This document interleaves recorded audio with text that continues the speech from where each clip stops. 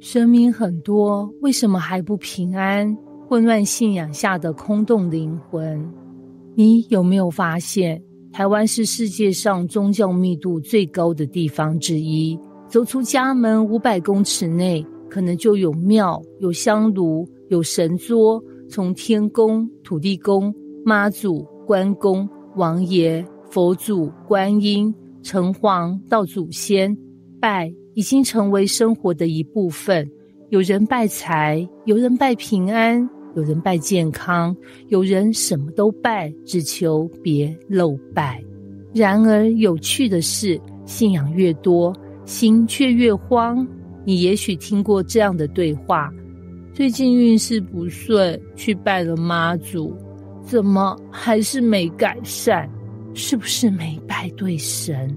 我朋友說要去拜財神才有用，可是拜了財神又得罪別的神嗎？要不要再補拜一下太上老君？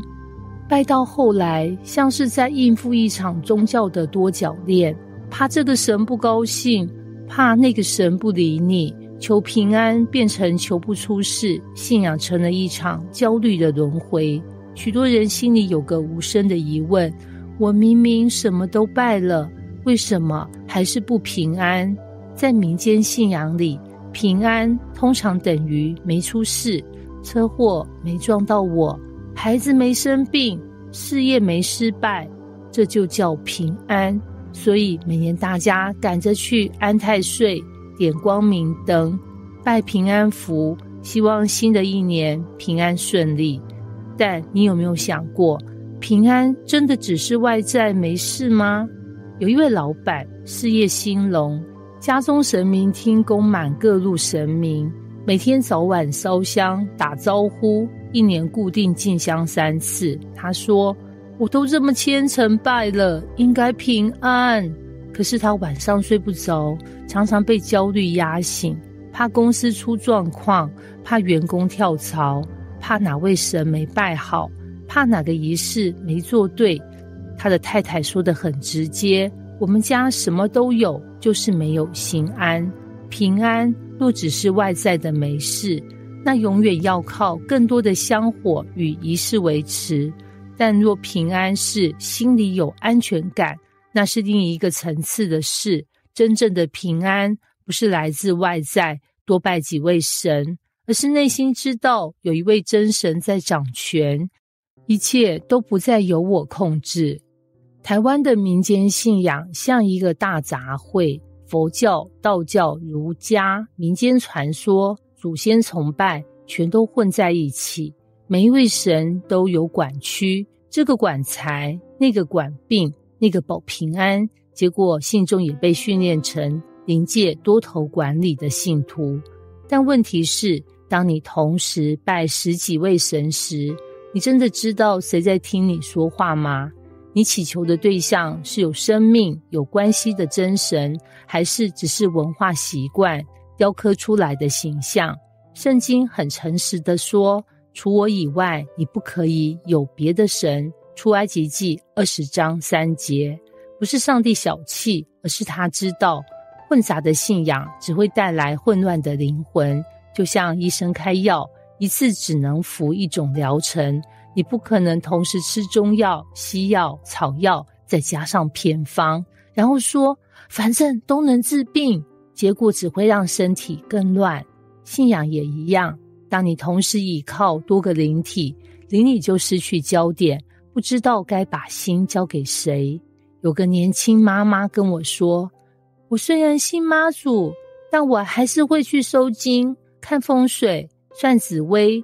我不是不信，而是怕拜不夠。她說這句話時，眼神其實充滿恐懼。這就是現代民間信仰的縮影。拜的時候是敬虔，拜完卻不安，因為背後真正支配人心的不是愛，而是怕。怕神不喜歡我，怕命不好，怕祖先怪我，怕沒拜就倒霉。但耶穌說，我留下平安給你們，我將我的平安賜給你們，我所賜的不像世人所賜的。約翰福音14章27節。這是一種不靠香火、不靠命盤的平安，不是萬一怎樣的焦慮平安，而是無論如何的安穩。許多民間信仰者其實是極度敬虔的人，他們誠心願意犧牲時間、金錢，只為求平安。問題不在太迷信，而是信錯了方向。聖經說，他們雖然知道神，卻不當作神榮耀他，也不感謝他。羅馬書1章21節，人心深處知道有神，但當沒有認識真神，就只能在眾神之間徘徊。耶穌不是來破壞人的信仰，而是來引人回家。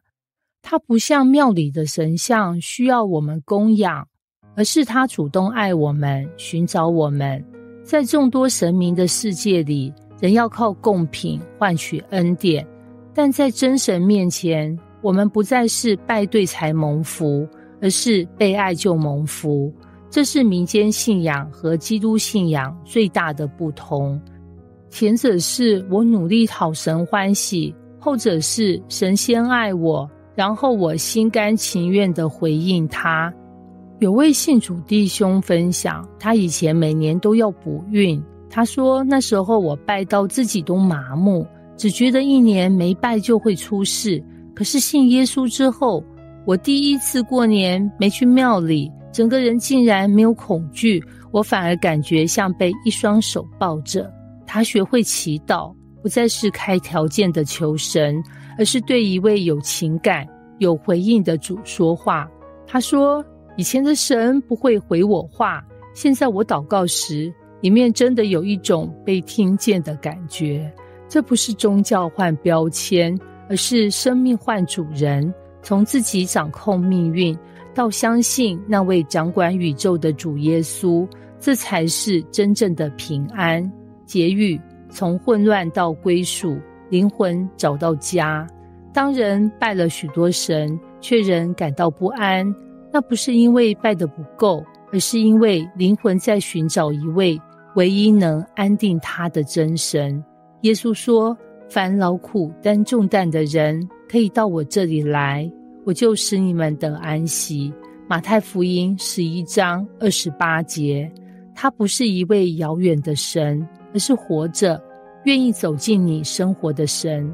他不需要香火，不需要金紙，不需要貢品，他只要你的心。